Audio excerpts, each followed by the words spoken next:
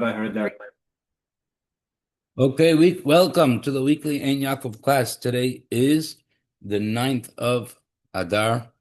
We are February 26th, and we are still at 1923 Ocean Avenue, even though the shul already moved to 1681 East 22.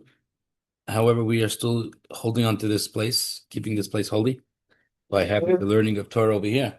Until the roof collapses. Until the roof collapsed. Exactly. We are on the tractate of Shabbos, and that is going to be today's topic. Shabbos. Respecting Shabbos, keeping Shabbos holy. That is going to be today's topic. How did it come into the Gemara? We're talking about changing of the clothing in honor of the Shabbos, which was a change of clothes. And we're going to have a discussion now about how the Shabbos should be treated. There's a verse in Isaiah, and the verse in Isaiah says, "V'chibadito me'asos drachecha," which means you should honor it. V'chibadito, you should honor it. This is referring to Shabbos. Me'asos drachecha, by not going in your ways. On Shabbos, you shouldn't go in your regular ways. So the Gemara explains, we expound on this, and we say, "V'chibadito," you shall honor the Shabbos, teaches us. Your clothing of Shabbos should not be the same clothing that you wear during the week. Rabbi Yochanan, he used to call, or title better, his clothing, and he would say, Mechabdusai, categorize his clothing as the things that honor him. His clothing is what honors him. When a person wears dignified, respectful clothing, he brings upon himself some type of honor. A rich person goes with respected clothing. Someone walks around with tattered clothing, he looks like a schnorrer. If I would be wearing a stain on my shirt, David would be telling me off, right? So rabbis can't wear that. I would say, let me buy you a dozen shirts. Okay. What about From jeans the thrift on store? Shabbat? Jeans. Huh? From the thrift store. Should That you was- be not to wear jeans on Shabbat? That's right. Thrift store. Shut up. Something you wouldn't be standing if you had an audience with the president. You wouldn't wear jeans. You would wear something respectful, dignified. I know some people are trying to change the trend. You have our dear Senator, where's he in Pennsylvania? Fetterman. What do you do? Where's he, Senator? Yeah, somewhere in Pennsylvania. And he shows up specifically wearing shorts Yeah. because he wants to kind of break Who's the this? No, Fetterman. Senator. You ever heard of Oh, him? the guy that's brain damaged. Yeah. Yeah. So he wears shorts to Congress. Like he shows up to. Maybe he's going to the gym all the time. No, he does it. I think Yeah. damn it. Yeah. He wants to kind of like break that type of clothing stigma thing. But really, clothing do say a lot about the person that's wearing them. And therefore, on Shabbos, we're obligated to change our clothing and wear something more respectful on Shabbos. Now, that same verse continues and says, Me'asos drachecha. You shouldn't go in your regular ways on Shabbos. This teaches us that the way you walk on Shabbos should not be the same way you walk during the week.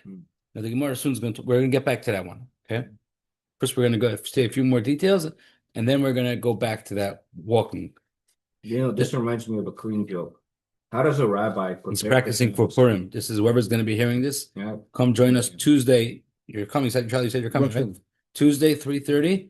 We're having a meal in the barn, and around 4:15 or so, depending on how much people are drinking, Yeah. we're going to have Elias is going to do some stand-up comedy. And So the joke is, Tuesday at 3:30. yeah, you know, how does a rabbi prepare for Shabbos? Anybody? Yeah, know? you're really asking the right one. Go ahead. He takes the pen out of his pocket. it's a good one, but not according to this Gemara. This doesn't Right? work. Because you guys don't look any different on Saturday. You know, you just cost me $2,000. Why your dad just fell off? No. You say, go wear a Shabbos suit. 3:30. 3:30 we said? You don't have to buy a $2,000 suit. A $100 suit will do good. Please, you think I don't see people walking by with their three Right. for $99 suits. That's fine. You can wear that.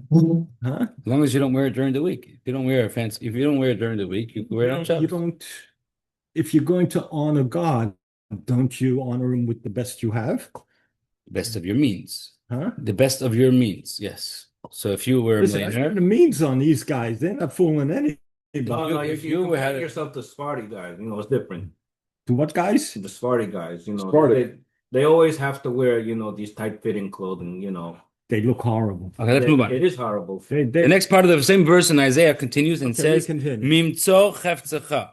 On Shabbos, you should change your, do not go in your regular ways, and you shouldn't be looking for your wants. Shabbos, you shouldn't be looking for your wants, Needs. For your needs. Well, the chefzecha means your wants. The Gemara elaborates and teaches us that your own personal wants, your own personal needs, that you do during the week, you're not allowed to do on Shabbos if it has a financial gain.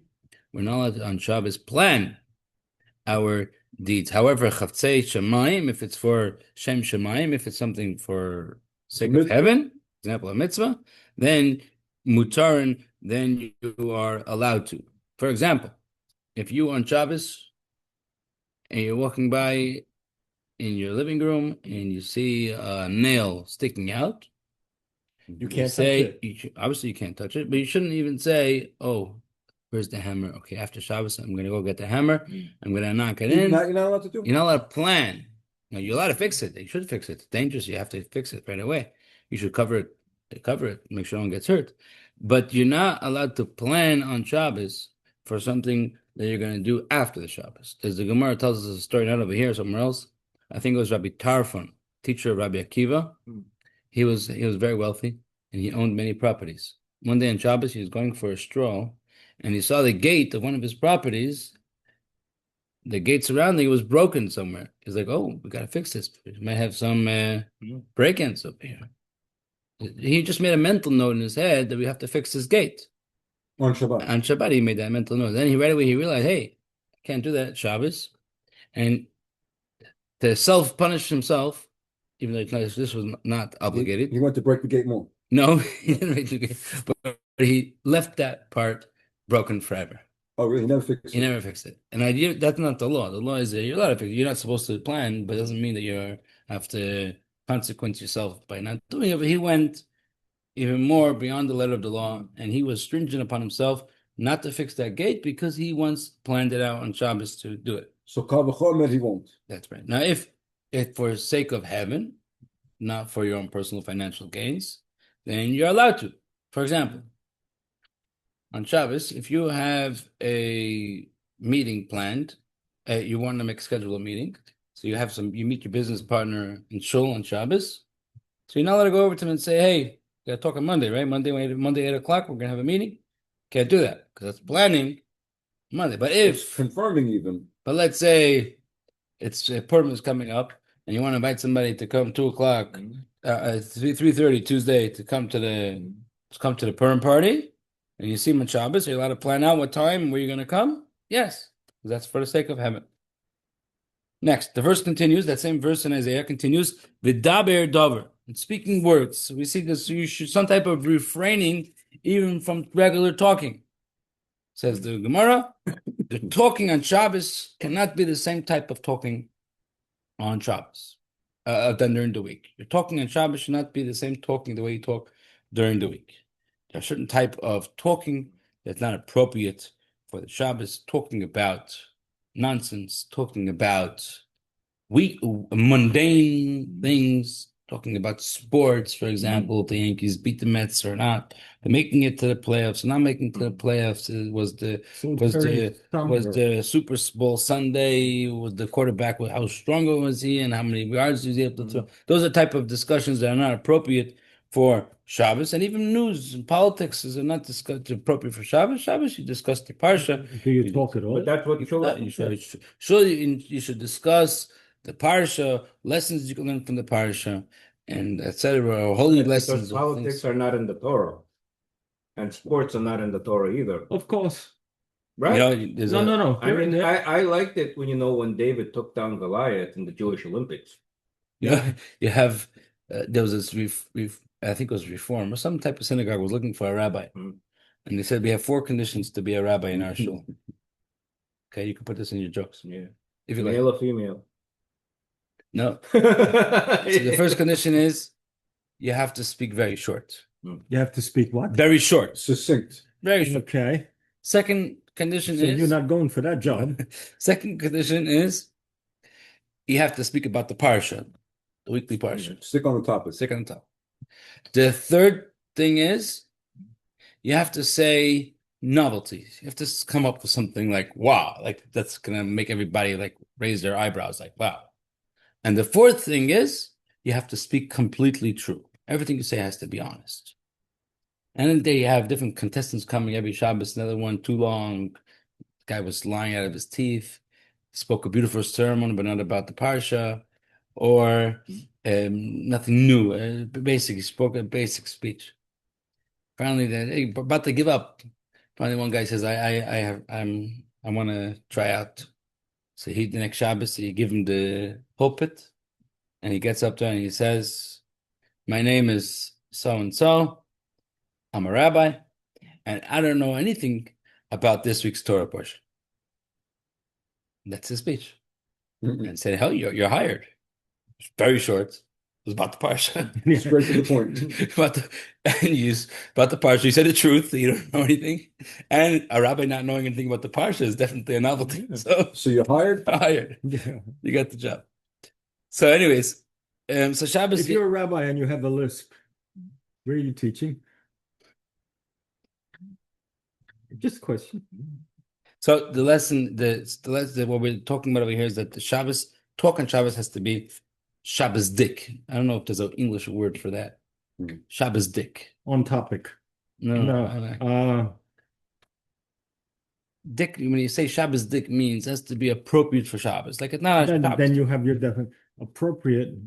Yeah, but I wanted for like the a time. word, a single word that you could say Shabbos Shabbos. friendly. Okay, it has to be Okay. Shabbos friendly. you have to stick to the subject. Okay, now all those things the Gemara says sound beautiful, talking, business. But what about that walking? What's about the Gemara says? What about you're walking on Shabbos cannot be the same way you walk during the week? Like, what are you supposed to do on Shabbos differently when you walk? That's the question we want to know now. Oh, they actually had something. Say l'chaim. They had an answer to that. L'chaim. Oh, it was an answer to that. It used to be a sketchy comedy show called Monty Python's Flying Circus. And they had a sketch where they had a place called the Ministry of Silly Walks. Okay. So it was perfect for Shabbos. Just, You a heretic, you are. Ministry of Silly Walks, boom, boom, boom. Or, do one of those Chabad dances, Right, exactly. Let's Stroke move him on. out. So what does it mean you're supposed to walk Shabbos, weekday Shabbos different in the week? So the Gemara tries to first answer one thing. We're going to push it off, and then we're going to answer something else. The first answer the Gemara answers is, if you're walking on Shabbos and you see a stream of water, and you have, or modern times, you're going to the corner of the crossing by the corner, and you have a puddle, right? So if you are able to go over the puddle or the stream in one step, that your first step over the water is able to make it across where you have to go, then you're allowed to do that on Shabbos. If, however, you can't, you shouldn't jump over. Meaning, if it's too big of a leap, you're not supposed to jump on Shabbos. That's Nah. just common sense, isn't it? No, some people Really? jump over. You never jump? Maybe at your age, but Thank you. people don't. People jump. No, they just put me on Sprint is a word. stretcher and wheel me around. There's a word sprinting, like you sprint over. Volt. So that is not sprinting on Shabbos. Yeah, volt, that's the word. Volt. Yeah, volting. That's what the pole vault. No, anything you Vault. try to jump over is a vault. VAULT. Oh, But in the Olympics, they use a pole. That's a pole Okay. vault. Pole vault, yeah. right. So on Shabbos, you're not supposed to do those jumps. That's the first answer. But the Gemara pushes that off. The Gemara says, 1 second, what are you supposed to do? If you came to a stream, to go around, it's Sometimes you might have to walk a half a block. You might have to walk who knows where. That's making working on Shabbos tedious. You're not supposed to work hard and make work more So if you're tedious. looking like on that, Shabbos. that's working. Yeah, so if you're gonna make the guy walk around, that's not good. You're making work too hard. If you want him, what else do you want him to do? Walk around? No, can't do that. Walk in through the water, walk into the puddle, walk into the stream. That's also a problem. You might get your clothes dirty. And even more, on Shabbos, we have a prohibition of squeezing. You're not allowed to get your clothing on purpose wet, because then you might come to squeeze You have out to your wring it, clothing, wring it out. and that's forbidden on Shabbos. On Shabbos, it's It's forbidden. one of the 39 melachot, ring it. It's not. It's one of the sub 39. One of the 39 melachot is you're not allowed to clean, make white leather. One of the things they did, jobs that were done was to clean out leather. From there, we learn out anything that has to do with cleaning on Shabbos is not allowed. Cleaning clothing is not allowed on Shabbos. And one of those things is if your clothing is wet, you can't wring it out, squeeze it out. That's work. Right. Consider working, you can't do it on Shabbos. So if a person's going to tell the guy to walk through the puddle or walk through the stream of water, he might wring out, he's not going to want to walk with heavy pants. He's going to squeeze it out, and that's prohibited. Rabbi, nobody wants to walk around with heavy pants. Right. Well, this is so with money. Depends where it's heavy. Yeah, So telling you from experience. what are you supposed to do? So the Gemara now changes the version, and the Gemara says we're not talking about jumping, we're talking about Pesiya Gasa, long strides. A person in Shabbos is not supposed to take long strides. I've never seen an Orthodox guy take long strides. Never. What's wrong with long Says the strides? Gemara, wait a minute. You're saying on Shabbos you're not allowed to take long strides, but during the week you're allowed to? That's your question. During the week you are allowed to? I haven't. It says taking long strides takes away a person's eyesight. One, Takes away his what? eyesight. Eyesight. Eyesight. Not earsight, not your hearing. Yeah. You can hear. Takes away your eyesight, not your hearing. 1/5, What am I, 1/500. 1/500 of his eyesight is taken away when he takes long strides. And if he actually is careful with Kiddush on Friday night, he drinks the wine. Yeah, so look at it when he says the bracha. That wine that he drinks by Friday night Kiddush restores that. That's why you're allowed to walk to shul on Shabbos quickly, because it takes away your Kiddush that you're going to do is going to fix your eyesight.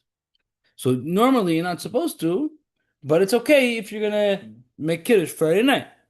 So about this we say, what are you not supposed to walk on Shabbos regularly? Now, you're not when you're walking to shul. When you're walking, taking a stroll on Shabbos, you're not supposed to take long strides. Understood? Got it? That's what the way. Drink honey from your mouth. What?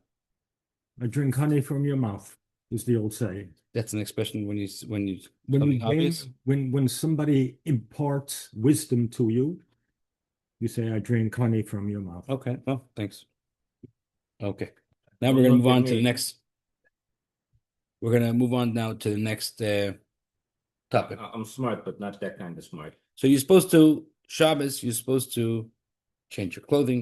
You're supposed to wash yourself, Please. right?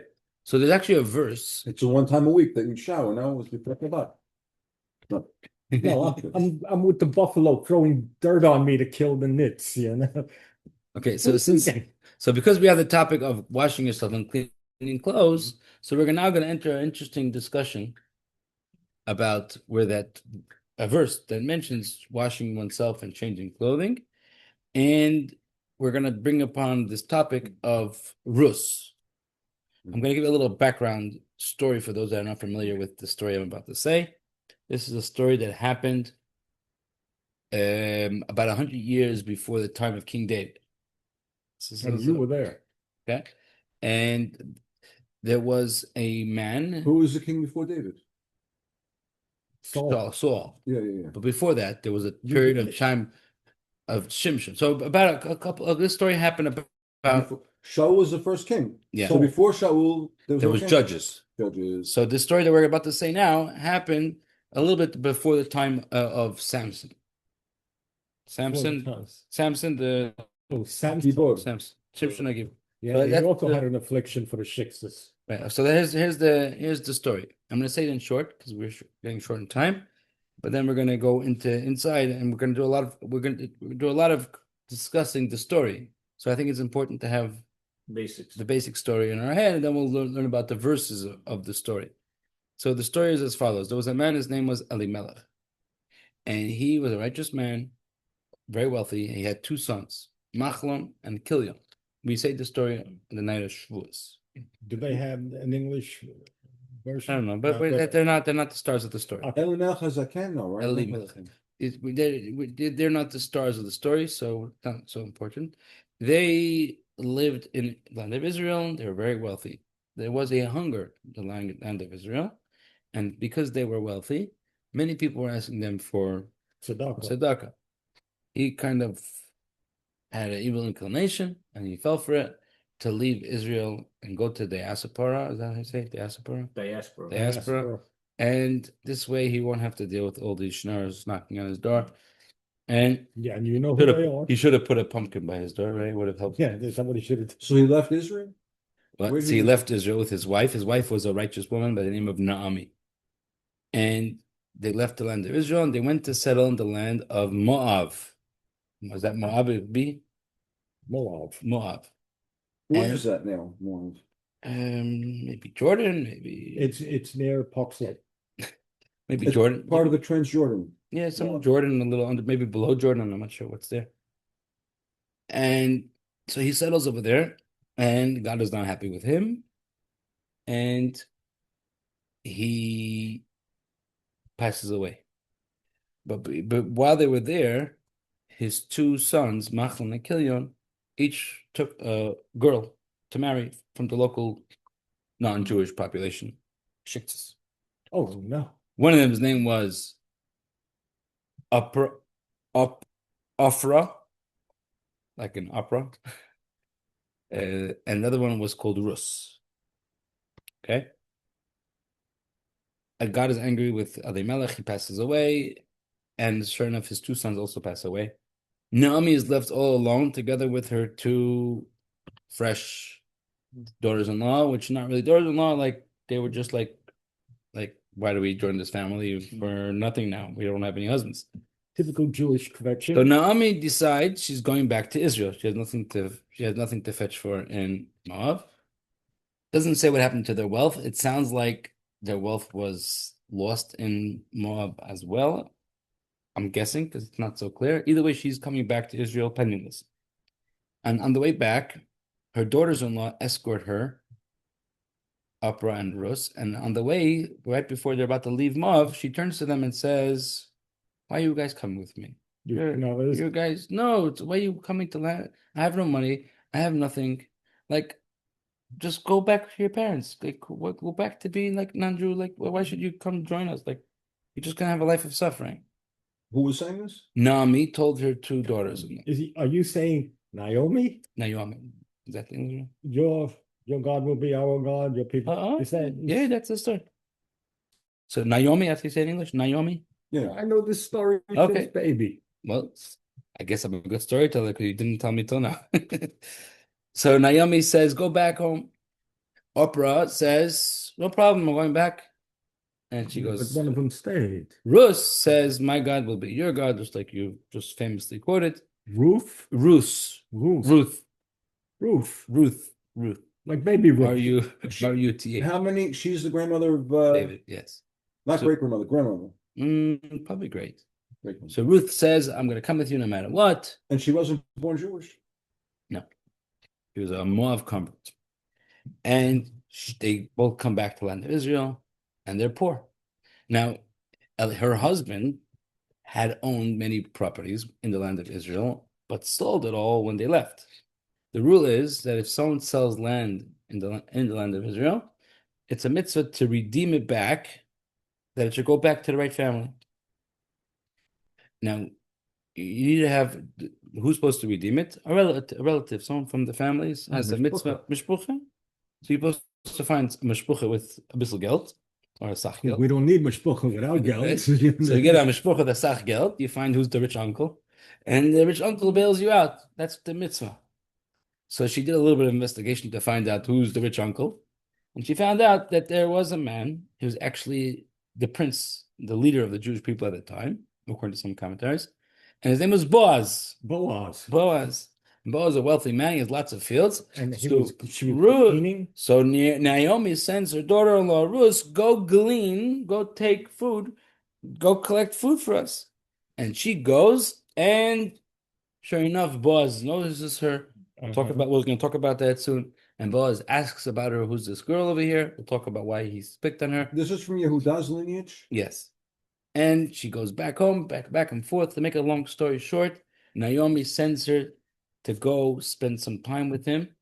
We want to basically get on his good side, and we want to get him to redeem all our fields. Eventually, he does that. First, he wants to make sure there's no one else. Eventually, in the end of the story, he redeems all their fields, and he also marries Ruth. And King David was a descendant from there. Where did he have all the money to redeem the fields? Boaz was Boaz was rich. Yeah. And that's the story. Now, that was the introduction. Wait. And now we're gonna go through the verses about the story. Isn't there a thing? You cannot glean a field after you cut wheat down. Anything on a field, if you harvest it, anything that falls to the ground belongs to the poor. That's why she went. She was poor. And isn't there another one that says you can't cut the corners? That's also Exactly. belongs to the poor. Yes, we're gonna talk about that. And also, if you drop a bundle, leave a You bundle. cannot pick it up. Yeah. That's very much connected to the story, because that's exactly what she was doing there. She was poor, and she was going to collect those fallen foods. We'll talk about that. So the first verse that we're going to talk about, I could have been a rabbi. the first verse that we're going to talk about is the verse that says the following: Virachatzt v'sacht v'samtzim l'sayach.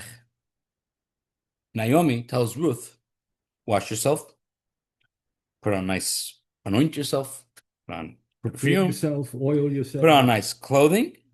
show some leg.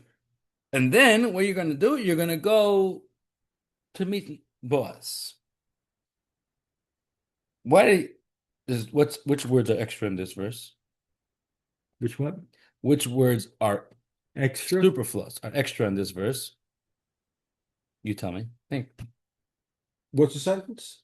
Oh no. Wash yourself, anoint yourself, and put on your clothing, and then go. Which words are extra? For me, Then go. not a one. No. I want the woman to wash herself, perfume herself, dress herself. Well, dress yourself is extra. Of course, she's going to go dress herself. Not For necessarily. you, maybe, but for a righteous woman, of course, you would dress yourself. Why does Doesn't have to be that Na- righteous. She can be righteous in steps. So Naomi doesn't have to tell her dress yourself. That's obvious. She has to dress herself. So Rabbi Elazar says that she wanted her to dress herself with Shabbos clothing. Go put on nicer clothing. You're going now on a date. You're going now on a proposal. Put on something nice. By telling her dress yourself, he meant put on Shabbos clothing. Okay. Wait a minute. She's going. This is more than just a date. This sounds like a seduction to me. That wasn't the intention. It wasn't a seduction. And usually, And anyway, oiling seduction. yourself, put on some clothes. It's not. And anyways, isn't seduction the other way around? Huh? Isn't seduction the other way around? Oh no! You think only men seduce women? In the Torah, I'm talking about. Oh, in the Torah, the lady. That's a whole separate Tanakh. I don't know of any other case in the Torah where it says the other. I don't. But either way, that's not important. Wait. When Moses went to King of Midian, didn't he present his daughters? No. Didn't the king? He married Zipporah, right? Right. The eldest daughter, Right. Moses, but she had sisters, So what about the sister? and they all presented them to Moses. I don't know. What did he say? They didn't say, "All right, we'll schlep this stuff over to Moshe." You know, they also Doesn't say No. anywhere about that. like to talk with you off camera.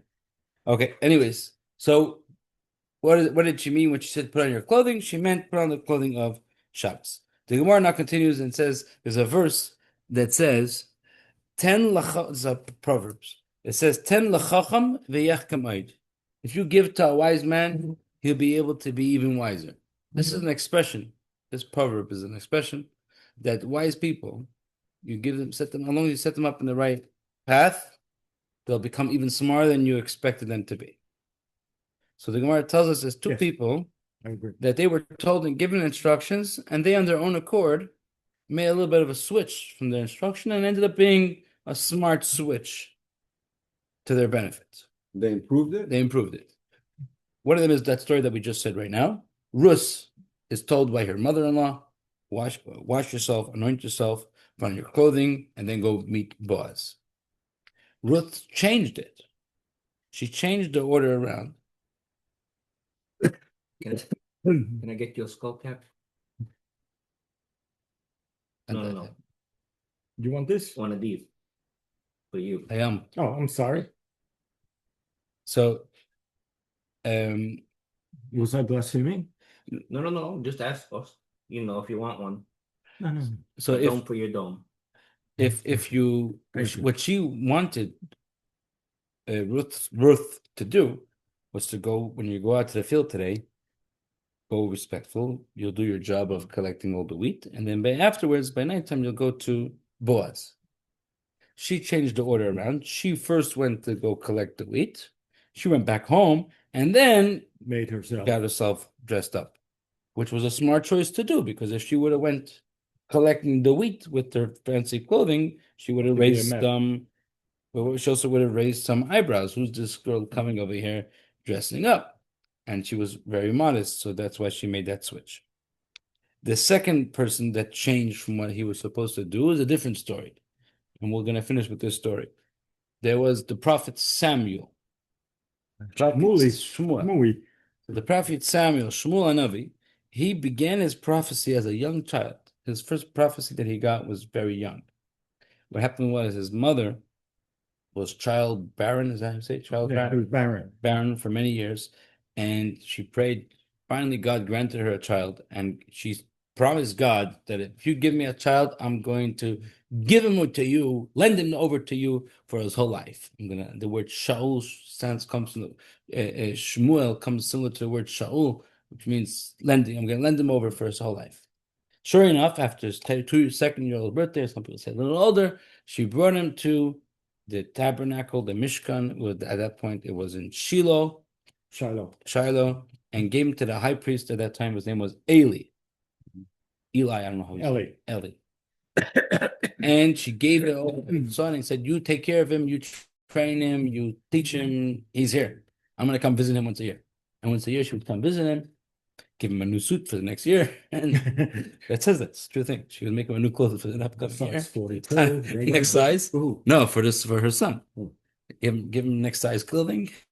And so it says that when Shmuel reached to the point where a guy was going to reach out to speak to him for the first time, he was a young boy, and he's laying in bed, and he hears a voice calling him, Shmuel, Shmuel. Never having heard prophecy before, he jumped out of bed and ran to Eli. And he says, you called me? I'm here. I said, I didn't call you. Go back to sleep. It's back again, 2-3 times. After a few times, Eli realizes that this must be a prophecy. So he said, next time you hear the voice, you should say the following words. Daber Hashem, God, please speak. Your servant is listening. Say those words. You're basically going to be telling God to talk to you. Sure enough, he goes back to bed. He hears the voice again. And he says, speak, because I am listening. He cut out the word Hashem's name. When Eli told him what to say, he said, say Hashem should speak. When he actually said it himself, he took out the word Hashem. And Hashem did speak to him. And this improvising, I like that word you said, this improving, this improvement that he made for changing what he was told to do is considered a wise move that he did. It was smart that he did it. Because what happened if it would have been an angel, not God himself? It would have came out that he said God's name in vain. Because Shmuel wasn't sure, even though he's a little boy, 4-year-old, he already was intelligent enough to make Not that using distinction, Shechal Batala, and or therefore name. he omitted the name of Hashem. However, angels can't say anything unless they are permitted. True, but permitted by not God. not always do we call them with it. Sometimes the Torah does call angels with the name God, like a title. But Shmuel wanted to be on the safe side. The next part of the Gemara continues to elaborate on the story of Ruth. We will leave that, God willing, for The Megillah. next week. Well, what does this have Which to do? Gemara I want to is this? remind everybody, Monday nights, we're going to be reading the Megillah. It's a big mitzvah. Hmm? Monday night. Yes. Monday's a fast day. Monday afternoon, we do this with the 3 coins. Yes, what the mitzvah is. In the time of the going back to the tabernacle times, but for then, started then and lasted, this mitzvah lasted for the Jewish people over 1,000 years. Every year, once a year, every Jew, every male, 20 and over, was obligated to give a half shekel coin to the communal tzedakah box. The chest. And that money was used during the time of the Beit HaMikdash and the temples and the tabernacles. It was used to buy this communal sacrifices. That's where they had all the animals to sacrifice. Every day, two sheep, one in the morning, one in the afternoon. Shabbos, another few. Rosh Chodesh, more. Every holiday. Where all that money come from? From these half shekel coins that were collected, like a tax, a Jewish tax, once a year, and to commemorate to commemorate this mitzvah of giving the half shekel. We have a custom every year during the month of Adar, because that was the month that they began collecting it. They started collecting the beginning of the month, they finished by the end of the month. So right in the middle of the month, Erev Purim, we have a mitzvah to give a half shekel coin. The custom is to give 3 half shekel coins, because it says in the 3 times the word, whatever. And we give half of the current currency that you're in. So if you live in Israel and the currency over there is shekel, you need to give 3 half shekel coins, which is very cheap in Israel. To do the mitzvah in Israel is very cheap. And half a shekel is about 5 cents, 10 cents. So you give 30 cents. Over here in America, the currency is $1. So we give 3 half dollars. I thought the currency was a nickel and up, going either way. No. So we get half of the currency. So currency over here is $1. In Europe, they give a half euro, 3 half euro coins. Over here we get 3 half dollar coins. Some people have the custom. Expensive. The Rebbe, this is, I think there was some the Rebbe's personal thing. I don't think it's written. Maybe it's written in others' books, or maybe just the Rebbe's personal thing. Give you To give $3 for those to give coins. 3. The Rebbe would use the 3 half dollar coins that the Rebbe would use would be silver ones. The only ones that are silver, the current ones, the ones made from after 1970, are not silver. They're regular quarters. It was zinc. I don't know what it is. Silver is after 63. I think 70. No, 63 No. is not. I know the way to be able to tell is you look at the edges. If it's copper or red, then you know it's fake. You know it's not real. If it's silver, then it is real silver. No. So we give 3 of these. And now, because not everyone has silver coins, what most shuls do is they have a plate and they have 3 coins there. And people come and you give $1.50 of your own money. You put it down. You're buying these coins, and you pick it up to acquire it, and then you put it back in the pushka on the plate, and now you give it back to the shul, and that's how you give your 3 shekels. This is called the machatzis hashekel custom. What was this thing when there was a newborn and they wanted to redeem the Yes. child, and they had a plate and people were Yes. putting all kinds of money and gold. You were here then? Huh? You were here when Shalom Yeah, birthday? somewhere else. So we're actually going to be having one if you want to. And That's a Daniel, Pidyon Abed? Daniel comes to shul. He had a baby boy last week. Yeah, I spoke to him on Travis. Last week Shabbos. Yeah. Right. So he had a baby. So by the snowstorm was his bris. Okay. And he's gonna like a pidyon ben. He's gonna do that thing that you're just talking about. Pidyon Aben. When you have a firstborn son, if you're not a Cohen and not a Levi, when the mother's not a Cohen or a Levi, firstborn son, you redeem him by giving 4 or 5 silver dollars. That's not half dollars, silver dollars. You give it to the Cohen, and then you redeem the baby. It's a mitzvah. Make a blessing. That is so. We have a person that was born about a week and a half ago, So I guess another 3 weeks is going to be his pidyon. I'm going to be the coin. And we're doing it. We're doing it in the barn. For some odd When reason, are we moving the classes to the barn? When David agrees. moves to the barn. David, we'd love to have you. When David gets a horse to take We him to can the barn. actually- When I get a horse. He gets a horse. We can Yeah, actually you're talking about the build woman up I there- love. Don't call her